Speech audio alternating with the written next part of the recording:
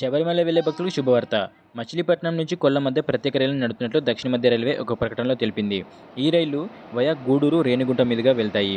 మచిలీపట్నం నుంచి కొల్లం మధ్య ఇంకొక రైలు కూడా నడుస్తుంది. ఆ రైలు నంద్యాల అలాగే బనగానపల్లి మీదుగా నడుస్తుంది. ఈ రైలు నంబర్ 07101. ఈ రైలు నవంబర్ 14, 21, 28 అలాగే డిసెంబర్ 26, జనవరి 2వ తేదీల్లో అందుబాటులో ఉంటుంది. ఈ రైలు మచిలీపట్నంలో సాయంత్రం 4:30 బయలుదేరి మరుసటి రోజు రాత్రి 10 గంటలకి కొల్లం చేరుకుంటుంది. అలాగే తిరుగు ప్రయాణంలో ఈ రైలు నెంబర్ 07102 కొల్లం మచిలీపట్నం.